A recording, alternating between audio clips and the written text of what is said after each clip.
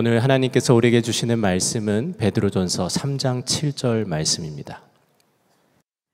남편들아, 이와 같이 지식을 따라 너희 아내와 동거하고 그를 더 연약한 그릇이요 또 생명의 은혜를 함께 이어받을 자로 알아 귀히 여기라. 이는 너희 기도가 막히지 아니하게 하려 함이라. 가정 부흥회 기간, 오늘은 부부에 대한 말씀을 드리려고 합니다. 여러분 중에는 지금 현재 부부이시지 않으신 분들이 꽤 있으실 겁니다. 그분들에게 한번 양해의 말씀도 드려야 될 것 같기도 합니다. 어떤 분은 배우자를 먼저 하나님께 보낸 사별의 슬픔도 있고, 또 어떤 분들은 이혼의 아픔을 겪고 계신 분도 계시고, 또 지금 현재 싱글인 분도 계시고, 또 결혼 전에 있는 청년들, 또 우리 어린 자녀들도 좀 함께 있을 겁니다. 예수를 믿지 않는 배우자를 둔 우리 성도님도 계실 거고요. 그러나 우리 부모님과 자녀들, 또 사랑하는 사람들, 우리 주변에는 이렇게 저렇게 부부 관계로 연결되어 있는 분들이 많습니다. 혹 내 문제가 직접 아니라도 우리 주변에는 부부에 대한 하나님의 말씀이 필요한 이들이 참 많고, 우리에게는 다 그 영향이 우리에게도 있습니다. 한번 귀 기울여서 부부를 향한 하나님의 말씀이 무엇인지를 마음 깊이 한번 받아들이면 좋겠습니다. 존 파이퍼 목사님이 이 결혼신학이라는 책에서 디트릿 본헤퍼 목사님의 순교 이야기를 하셨습니다. 그 디트릿 본헤퍼 목사님이 1945년 39살에 순교하셨어요. 근데 그 순교하실 때 약혼자가 있었습니다. 마리아 폰 웨드마이어라고 하는 약혼 상태에 있었죠. 존 파이퍼 목사님이 그 본헤퍼 목사님의 순교 이야기를 말씀하시면서 실제에 이르기 전에 그림자는 건너뛰었다, 이런 표현을 쓰셨어요. 실제는 천국에서 주님과 함께 영생을 누리는 거고, 그림자는 이 땅에서 가정을 이루고 또 부부의 행복을 누리고 사는 것과 또 같은 것에 비유했죠. 본헤퍼 목사님에게는 그 실제를 하나님이 먼저 주시려고 이 세상에서의 부부 생활은 건너뛰게 하셨다, 이런 뜻이기도 합니다. 실제로 우리의 삶에 있어서 부부 생활은 참 중요합니다. 그러나 그보다도 더 중요한 문제가 있을 수 있죠. 그래서 결혼하지 않거나 또는 결혼한 상태에 있는 어떤 하나님의 종과 성도가 순교하기도 하고요. 그리고 독신의 은사를 받은 사람도 있습니다. 사도 바울처럼. 그러므로 결혼이나 또는 가정 생활을 행복하게 영위하는 게 절대적이라고 말하기는 어렵죠. 심지어 요즘에는 이 부부 생활이 너무나 힘들어 하시는 그런 분위기 속에 있습니다. 그래서 결혼을 안 하려는 풍조도 있습니다. 결혼에 대해서 흔히 이런 이야기가 있죠. 혼자 외롭게 살 거냐, 결혼해서 지겹게 살 거냐, 둘 중에 하나밖에 없다. 총 어느 것을 택해도 만족스럽지 않은 그 둘 중에 하나밖에 없다고 생각하는 그런 세태에 우리가 지금 살고 있습니다. 실제로 부부 생활에 쉽지 않음은 너무 가까웠기 때문입니다. 남편과 아내 사이가 너무 가까운 관계니까. 맥스 루카에도가 쓴 예수님처럼이라는 책에 보면 매인병이라는 병이 나오는데, 이 매인병은 아주 가까운 사람들끼리 도무지 서로 거리를 두고 살기가 어려울 정도로 그렇게 살기 때문에 일어나는 고통스러운 일들, 예를 들면 부부관계가 그렇고, 부모 자녀 관계, 그리고 직장 동료, 이웃집, 아주 가깝게 지내기 때문에 그 사람들로 인해서 겪게 되는 여러 가지 관계의 어려움, 그래서 나타나는 증상이 분노 폭발이라든지 짜증스러움이라든지 또는 우울한 마음이든지 이런 증상들이 나타나는 것이라. 그 중에서 부부관계가 가장 어려운 관계인 겁니다. 매인병에 고통당하는 분들이 정말 많죠. 그러니까 부부관계가 다 좋은 건가 이런 생각이 들만도 합니다. 그렇지만 성경은 부부 문제에 대해서 명확한 답을 주고 계십니다. 하나님의 아이디어로 주신, 우리에게 주신 아주 행복한 가정인 거예요. 만약에 우리에게 부부관계가 힘들기만 하다면 하나님의 아담과 하와를 부부로 그렇게 맺어주실 리가 없죠. 절대로 인생의 무덤 아닙니다. 부부관계는 하나님이 행복하게 살게 만드신 거예요. 단 하나 조건이 있다면 하나님이 만드셨기 때문에 하나님의 방법과 계획대로 부부 생활을 해야 하나님이 계획하신 그 은혜와 행복을 누릴 수 있다는 거죠. 그래서 베드로 사도가 지식을 따라 너의 아내와 동거하고 그런 말씀을 하셨어요. 지식을 따르라는 말은 부부 생활에 우리가 알아야 될 지식이 있다는 겁니다. 하나님이 그냥 남자와 여자를 만드셔서 부부가 되어 살라고 하신 게 아니고 어떻게 살으라 하고 부부 생활에 대해서, 가정 생활에 대해서 하나님이 행복한 삶을 사는 설계도를 주셨다는 거예요. 그게 성경 속에 있습니다.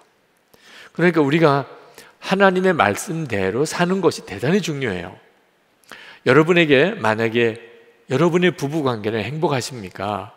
라고 이렇게 질문하면 선뜻 아멘, 그렇습니다, 이렇게 대답을 못 하실 분들이 꽤 있으십니다. 그러면 다시 한번 물어봐야 돼요. 당신들의 부부는 성경적으로 살고 있습니까? 물어봐야 돼요. 하나님이 가정을 세우셨으면 어떻게 사는 것에 대해서도 하나님이 말씀하셨습니다. 그런데 하나님이 어떻게 살라고 하는 것에 대해서는 관심이 없이 그저 내 마음에 들도록 그렇게 행복을 느끼도록 살게 해달라고 기도하거나 또는 그렇게 사는 것은 문제가 심각해지게 되는 거죠. 여러분, 서점에 가보면 가정생활, 부부생활에 대한 책이 꽤 많습니다. 성경이 가르치는 게 뭐냐? 굉장히 많이 팔린 책들도 있습니다. 혹시 그 중에 한 권 정도는 다 사서 보셨죠? 안타깝게도 많은 크리스천 부부들이 행복한 가정생활에 대한 성경의 가르침에 대한 책 한 권 읽은 적이 없으시다는 거예요. 그러면서 나는 행복한 가정이 되기를 원하고 행복한 부부 생활을 하기를 원한다. 사실은 거짓말인 겁니다. 하나님께서 어떻게 살라고 한 건지에 대해서 제대로 한번 공부도 해보고 또 그대로 살아보려고 노력하지도 않았으면서 부부 생활 힘들다, 가정은 어렵다, 그건 정말 정직한 태도가 아닌 거죠.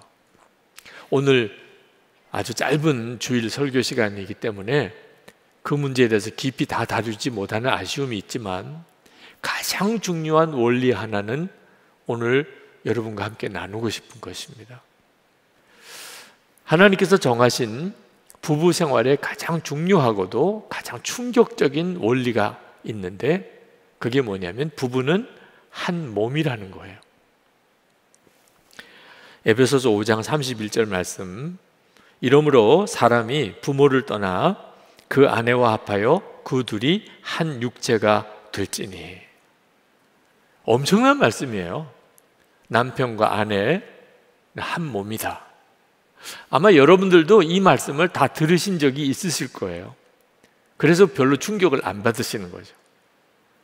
그렇지만 믿지를 않고 진지하게 생각해 보지 않았다면 그럼 우리가 하나님을 믿는 사람 맞습니까? 아니, 하나님을 믿는다면 성경 말씀이 하나님의 말씀이라고 믿는 거고, 그렇다면 하나님의 말씀대로 살아야 하는 거잖아요. 근데 부부가 한 몸이라고 성경에 말하고 있음에도 불구하고 그걸 알기도 하면서 실제로 진지하게 생각하지 않았다면 문제는 거기에 있는 겁니다. 왜 행복하게 살자고 그렇게 결혼해서 왜 이렇게 싸우고 살아야 되는가? 원인이 거기에 있는 거예요. 아내가 남편에게 예수님에게 하듯이 순종하라. 성경이 가르침이에요. 근데 많은 아내가 그것을 자존심 상한 말로 듣습니다.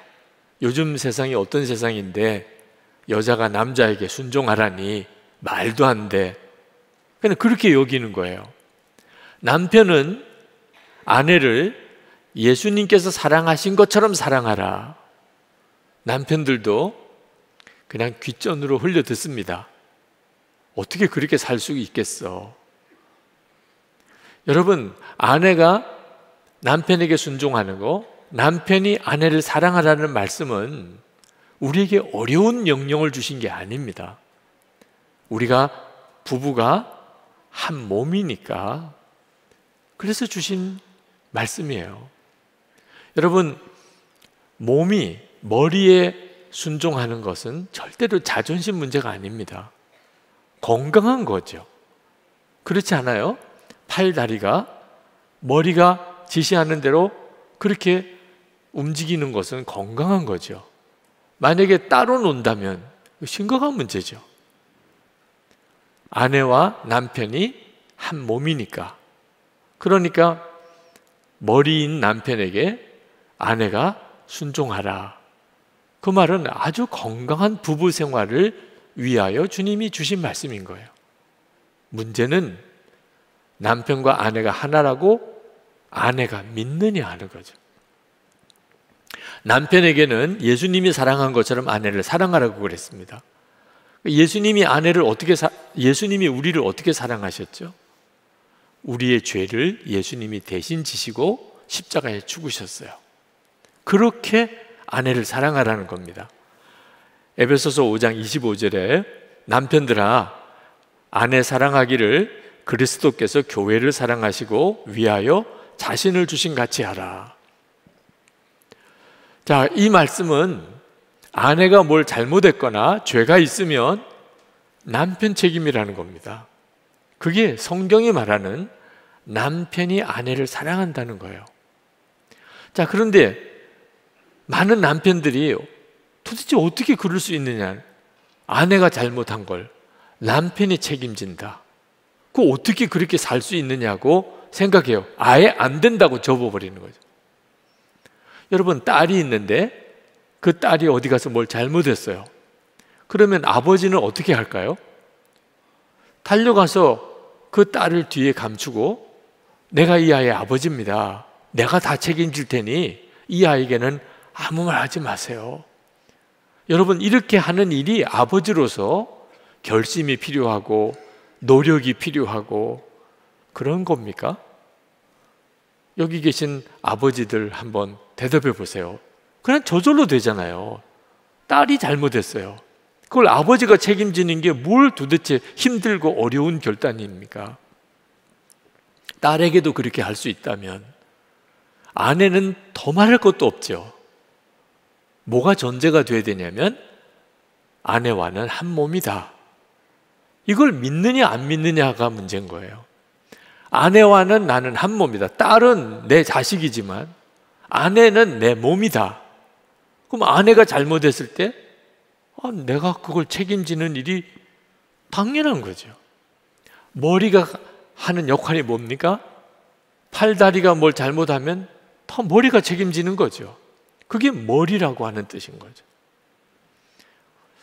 우리에게 있어서 부부 생활에 있어서 꼭 해결해야 될 문제, 예수를 믿었다면 반드시 우리가 붙잡아야 될 중요한 성경의 진리가 남편과 아내는 이제 한 몸이다라는 거예요. 심각하게 이혼을 생각하는 남자 성도님이 계셨어요. 왜 그러냐면 어머니와 아내 사이에 갈등이 너무 심한 거예요. 어머니를 집에 모시고 살게 됐는데 1년이 지나고 감당이 안 될 정도로 이제 어머니와 아내 사이에 갈등이 깊어졌습니다. 남편은 남편대로 대단히 화가 났어요. 그 남편이 이혼을 생각을 한 거예요. 왜냐하면 모자 관계는 이건 어떻게 해결할 수가 없잖아요. 어머니와 자식 관계인데. 그러니 아내와 헤어지는 수밖에 없다. 그분 결론이더라고요. 제가 그분에게 물었어요. 어머니와 아들 관계는 이건 도무지 어떻게 해결할 방법이 없다고 하는 건 옳다. 그런데 아내, 당신과 한 몸인 것은 그건 믿느냐? 한 번도 생각해 본 적이 없다. 아내와 한 몸이라는 생각을 한 번도 해본 적이 없다. 들은 적은 있었어. 그런데 전혀 생각을 해본 적이 없었대요. 그러니까 이렇게 이상한 방법으로 문제를 풀어가려고 하는 겁니다. 어머니와 아들 관계, 이건 뭐 변할 수 없는 관계잖아요. 남편과 아내 관계는 한 몸이 된 거예요. 이것도 어떻게 잘라요? 한 몸인데. 그래야 그 다음부터 주님이 해결해 주시는 방향으로 나가게 돼요. 아내와 헤어지겠다는 걸 전제로 해놓고 주님도 어떻게 볼 수 없는 방법으로 문제를 풀어가려니 주님이 지키지 못하시는 거죠. 여러분, 아내가 남편에게 예수님께 하듯이 순종하고 남편이 아내를 예수님이 하신 것처럼 사랑하라는 것은 우리에게 아주 무거운 짐을 주신 게 아니고 한 몸이 되어서 사는 지혜를 가르쳐 준 거예요. 한 몸이 어떻게 한 몸이 되어 살 수 있겠는지를. 기가 막힌 방법이에요. 대학원에서 목사님들과 함께 이 주제로 한 학기 공부를 했습니다. 영성과 가정이라는 그런 주제로. 거기서 부부가 한 몸인 것에 대한 말씀을 같이 나누었어요. 그 목사님 한 분이 동행일기에 이런 내용을 쓰셨더라고요. 오늘 아침 아내의 주정차 위반 고지서를 받았습니다. 이게 벌써 몇 번째야. 화가 나서 아내에게 사진을 찍어 보냈습니다. 당신이 잘못했으니 벌금은 당신이 내는 거 알지? 하는 것이 제 속마음이었는데 예수님의 십자가를 생각하니 그렇게 한 것이 한없이 부끄러워졌습니다. 아내에게 다시 문자를 보냈습니다. 여보, 과태료는 내가 낼게. 그동안 아내와의 관계에서 잘못을 따지는 경우가 많았음을 회개합니다. 자, 부부가 한 몸이라는 사실을 정확하게 믿음으로 받아들이기 시작하니까 문제를 보는 관점과 풀어나가는 방법이 완전히 달라지는 거예요. 우리가 성경의 진리를 알아도 어설프게 아니까 힘만 드는 거예요. 여러분이 예수를 믿으시고 그리고 부부가 되었다면 이제는 분명히 결론 내려야 됩니다. 남편이 어떻다, 아내가 어떻다, 그러면 안 되는 거예요. 여러분 자신인 거예요. 부부는 한 몸이니까. 결혼을 앞둔 청년들이 온통 관심은 결혼식에 있어요. 어떻게 하면 결혼식을 멋있게 할까, 감동적으로 할까, 재미있게 할까, 화려하게 할까, 그 생각밖에 없어요. 정말 요즘에는 결혼식을 정말 멋있게 이벤트 같이들 하더라고요. 그런데 결혼의 가장 중요한 것은 결혼식의 화려함에 있는 게 아닙니다. 남편과 아내가 한 몸이 되는 기적이 일어나는 시간이에요. 물이 포도주가 되는 기적이. 그런데 결혼을 앞둔 청년들이 그 생각은 전혀 없어요. 믿지도 않고 생각하지도 않아요. 결혼함으로 우리 둘이 한 몸이 되는 거다. 우리 둘이 이제부터는 한 몸이 되는 거라고 생각하니까 결혼이 중요한 거거든요. 그 생각을 전혀 안 하고 결혼식만 잘하려고 하니까 신혼여행 가서부터 싸우는 거예요. 신혼여행. 돈 그렇게 들여서 결혼식은 왜 했나 몰라. 나보고는 왜 자꾸 주례로 나오라고 하는지 몰라. 그렇게 싸울 거면서.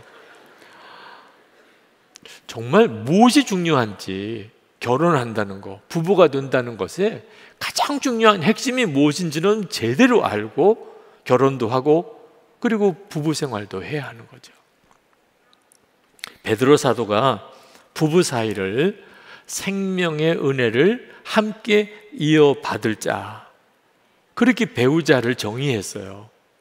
자, 남편 되시는 분들, 아내가 어떤 존재입니까?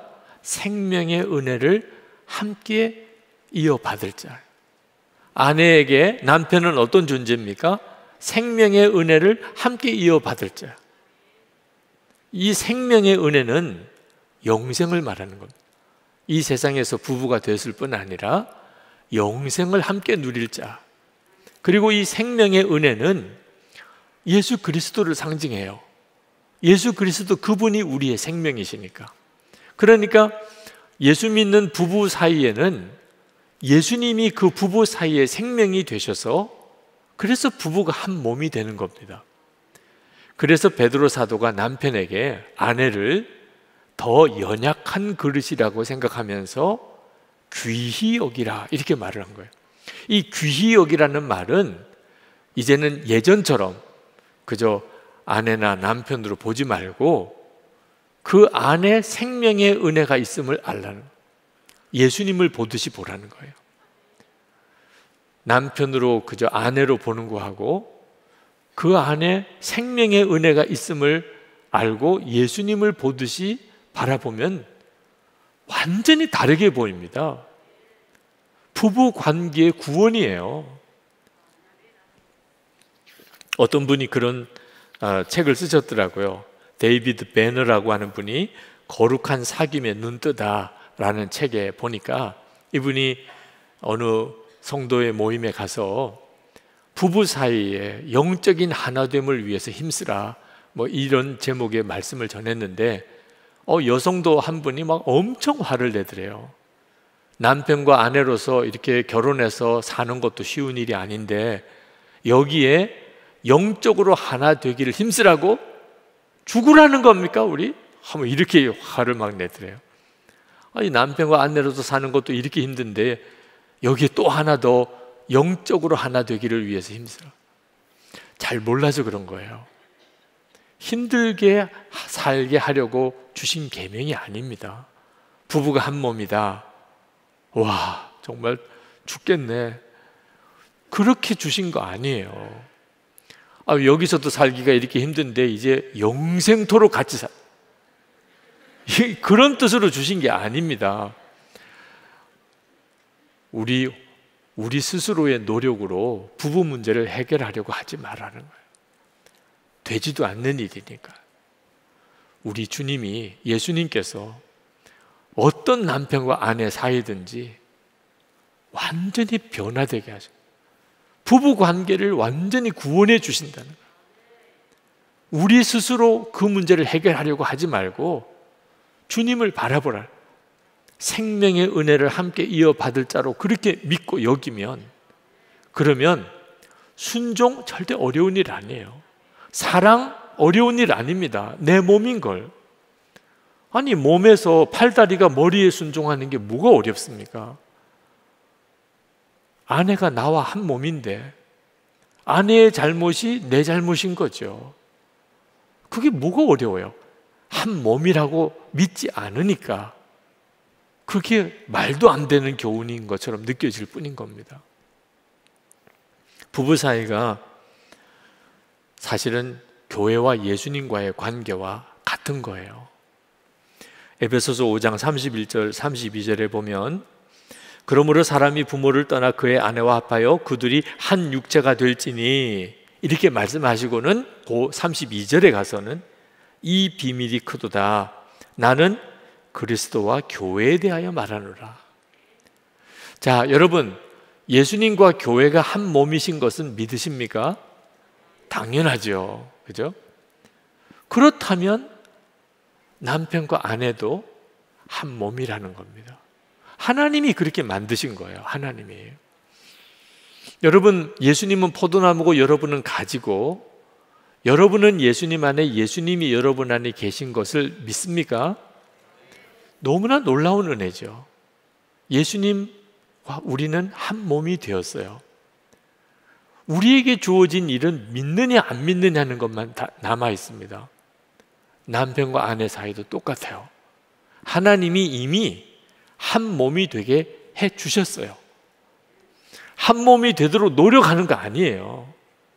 한 몸이 되었음을 믿을 뿐인 거예요. 그 다음에 주님이 역사하세요. 남편과 내가 한 몸이다. 아내와 내가 한 몸이다. 내가 그 사실을 정말 믿고, 그러니까 남편에게는 순종하고 아내를 사랑하면, 그러면 그때부터 주님께서 우리 부부 생활에 이전에 경험해 보지 못했던 놀라운 은혜들을, 한 몸이 되어 사는 놀라운 변화를 주님이 주신다는 거예요. 이처럼 부부가 한 몸이 되어서 살아가야 되는 일이 중요한 이유는 기도가 막히지 않게 되기 때문입니다. 베드로 사도가 이 7절 하반절에 이렇게 말씀합니다. 이는 너희 기도가 막히지 아니하게 하려 함이라. 여러분, 부부 관계는 예수님과 함께하는 관계이기 때문에 영적인 관계예요. 그러니까 부부 관계가 깨어진 일은 영적인 영향력이 있습니다. 그 중에 대표적인 것이 기도가 안 되는 거예요. 부부싸움하고 기도해 보신 분 있으시죠? 기도가 잘 되셨나요? 왜 기도가 안 되지요? 부부 관계가 깨어진 것 자체가 주님과의 관계가 깨어졌다는 뜻이에요. 그러니까 기도가 안 되는 겁니다. 기도의 능력을 잃어버리실 거예요. 그러지 않기 위해서 어떻든지 부부 관계가 깨어지지 않도록 지켜가야 하는 겁니다. 사도 바울이 그처럼 부부 관계를 중요하게 가르친 이유가 있어요. 베드로 사도 시절에 초대교회는 순교의 위협 속에 있었습니다. 예수 믿으면 그걸 드러나면 끌려가서 죽는 그런 참 끔찍한 어려움 속에 있었어요. 자, 이런 위기 가운데 교회 공동체의 가장 큰 문제가 뭘까요? 분열과 깨어짐입니다. 그렇지 않아도 외적인 핍박이 심해요. 예수를 믿으면 붙들려 가서 죽게도 되고 모든 재산 다 잃어버려요. 이런 상황 속에 성도들 사이가 서로 용서와 사랑으로 하나가 되면, 그러면 어떤 핍박 중에서도 이겨나갈 힘이 생겨요. 위로가 되고, 그리고 인내할 수 있고, 서로 격려가 되고. 그런데 만약에 교인들 사이에 분열이 생기고 서로 다툼이 일어나면, 그러면 외적인 핍박 앞에 그냥 속절없이 교회는 다 깨져버리죠. 마귀는 무섭게 시험하고. 그런데 이 교회 공동체의 가장 원형이 뭐죠? 부부예요, 부부. 그러니까 부부 관계가 깨어지면 교회 공동체는 맥없이 무너져 버리는 거예요. 그러니까 베드로 사도가 성도들에게 그렇게 남편과 아내 사이에 서로 하나됨을 지키라고 권하는 겁니다. 이 문제는 베드로 때 이야기만 아니에요. 지금 우리들이 그때예요. 한국 교회가 큰 위기를 맞았다고들 하잖아요. 여러분들도 교회 문제를 심각하게 느끼실 겁니다. 자, 이런 때 우리가 어떻게 교회 공동체를 세워갈 수 있을까요? 부부 관계가 교회 공동체가 얼마나 영적으로 강한지를 그대로 보여주어요. 그래서 정말 담임 목사로서 여러분에게 간곡하게 부탁하는 거예요. 싸우지 좀 마세요. 여러분들이 싸우면 교회 공동체는 그 순간부터 기도 힘 다 잃어버려요. 맥없이 무너져요. 사람이 이렇게 많이 모인다고 꼭 교회가 영적으로 강한 게 아닙니다.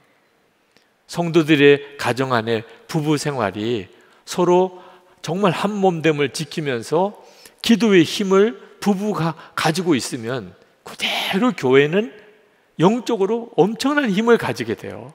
세상을 변화시킬 수 있는 힘이 교회에 있어요. 민족의 통일도 사실 교회에 달려 있는 거예요. 근데 성도들의 가정의 부부 생활이 계속 서로 다투고 깨어져 있다면 수만 많은 거죠. 힘은 하나도 없는 겁니다. 예수님께서 해주신다는 거예요. 우리가 진짜 한 몸인 것을 믿으면, 그 다음엔 부부관계의 복은 주님이 이루신다는 거예요. 빌립보서 4장 13절에 능력 주시는 자 안에서 내가 모든 것을 할 수 있는, 여기 능력 주시는 자가 예수님입니다. 우리가 진짜 예수님 안에 있으면, 그러면 부부 사이에 가장 먼저 영향이 와요. 남편은 아내에게, 아내는 남편에게 순종과 사랑으로 하나가 돼요. 그러면 모든 것을 할 수 있다는 거예요.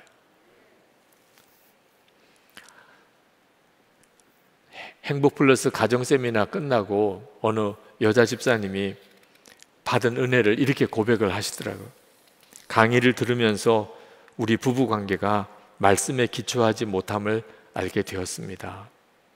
저는 부부가 한 몸인 것을 알지 못하였기에 저의 단점은 적당히 감추면서 남편의 단점은 여러 사람들에게 스스럼 없이 이야기하곤 했습니다.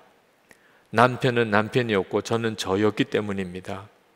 그런데 부부가 한 몸인 것을 알고 나니 남편의 단점을 가려주게 되었습니다. 남편의 단점이 저의 단점임을 알게 되었기 때문입니다. 시댁과의 관계에서 있었던 모든 상처와 미움도 눈 녹듯이 사라졌습니다.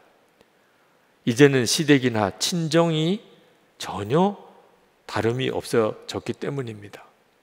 정말 놀랍고 기적 같은 일입니다. 저 스스로는 감히 해결할 수 없었고 너무 아파서 건드릴 수조차 없었던 가장 내면의 문제를 해결해 주신 주님을 찬양합니다. 여러분, 여러분의 가정의 부부 생활이 어떤지 저는 모르겠고 다 다르겠지만 어떤 부부도 예수님 안에서 완전히 다른 부부가 됩니다. 우리 부부는 한 몸이야. 아내는 순종하고 남편은 사랑하고. 그때부터 주님은 여러분 스스로가 놀랄 정도로 완전히 다른 부부가 되어 살게 하세요. 저희 부부가 결혼하고 싸웠을까요? 안 싸웠을까요? 안 싸웠으면 사람도 아니죠. 저희 부부가 다툼이 있을 때 저희 부부를 지켜준 것이 새벽기도예요. 제가 새벽기도 인도를 해야 되니까 어떻든지 밤에는 해결을 해야 되는 겁니다. 새벽기도 설교를 해야 되니 제가 뭐 싹싹 빌든지 뭐 대화를 통해서 풀든지 하여튼 아내와 불편한 관계를 풀어야 그 다음날 새벽기도에 말씀을 전하잖아요. 그리고 새벽기도 인도하고 또 기도하다 보면 하나님께서 또 마음을 풀어주셔서, 그래서 저희 부부가 새벽기도 때문에 사실 부부싸움의 문제를 해결해 왔어요. 그런데 이 새벽기도 때문에 부부싸움의 문제를 해결하는 정도 가지고 가정의 복이다 이렇게 말할 수는 없더라고요. 근데 우리가 예수님을 바라보는 눈을 뜨기 시작하면서부터 비로소 한 몸이구나, 부부가 한 몸이구나 하는 것에 대한 은혜의 눈이 열렸어요. 저와 제 아내가 매일 일기를 같이 서로 나누며 지내다 보니까 우리가 주님을 바라보는 눈만 열린 것이 아니고 남편과 아내 사이에 서로 깊이 하나됨을 경험을 하게 된 거예요. 이건 정말 놀라운 일이었습니다. 그저 싸우고 해결받는 게 아닙니다. 싸우는 것 자체가 어려워졌어요. 이제는 이번 행복플러스 가정세미나 들어갔을 때 그 간사님이 그런 이야기를 하더라고요. 목사님, 솔직히 몇 년 전에는 목사님이 사모님과 어떻든지 잘 살아보려고 애쓰시는 것이 역력했습니다. 근데 이번에는 너무 자연스러워졌네요. 목사님과 사모님이 정말 한 몸이 되어 지내시는 것이 느껴진다고. 그게 다 어째서 그렇게 되어졌을까요? 주님과의 관계가 해결이 되니까. 그러니까 남편과 아내 사이에 가장 먼저 그 역사가 일어나는 거예요. 여러분, 남편과 아내가 그 동해일기를 서로 나누고 지내는 것이 숨막힐 정도로 답답해 보이십니까? 아니면 진짜 행복한 모습이구나. 저희 부부를 보실 때 여러분은 어떤 느낌이세요? 그래서 여러분들에게 권해드리는 거예요. 가정 문제 해결될 수 있다. 어떤 부부도 예수님은 고치실 수 있다. 행복하게 살게 할 수 있다는 거예요. 아내가 남편에게 예수님께 하듯이 순종하는 거 쉬운 일이다. 생명의 은혜를 함께 우리가 누릴 사람이라고 진짜 남편을 믿으면, 그러면 주님이 하신다. 남편이 아내의 허물과 죄를 내가 대신 지겠다고, 얼마든지 가능하다. 아내를 생명의 은혜를 함께 이어받을 자라고 진짜 믿으면, 그러면 주님이 그렇게 하게 해주신다는 거예요. 이제 우리 기도하는 시간을 좀 갖겠습니다. 지금 이 시간에 부부로 함께 옆에 앉으신 분들 함께 손을 잡으세요. 싸우고 왔어도 지금 이 시간에는 손을 잡으세요. 그리고 정말 진심으로 하나님께 기도하세요. 하나님, 부부가 한 몸인, 예수님 안에서 우리는 한 몸 되었음을 제가 믿음으로 취합니다. 그래서 순종하고 사랑하며 그렇게 살아보겠습니다. 혹시 이 시간에 부부가 같이 계시지 않으신 분은 옆에 배우자가 있다고 믿고 믿음으로 그 손을 잡으세요. 혹시 나는 배우자가 없습니다. 부모님을 생각해 보시고 자녀들을 생각해 보시고 여러분의 사랑하는 사람 중에 부부 문제가 해결되어야 될 부분들을 위하여 기도해 주세요. 여러분 자신의 앞으로를 위해서도 기도해 주세요. 부부 문제가 가정의 핵심입니다. 그리고 이것은 교회 공동체 전체에 영향을 끼쳐요. 이 일은 다음 세대에 말할 수 없는 유산이 됩니다. 하나님, 부부 문제 안에 하나님의 은혜가 넘치게 해주세요. 오늘 말씀이 우리에게 진짜 결론이 되게 해주세요. 통성으로 기도하겠습니다.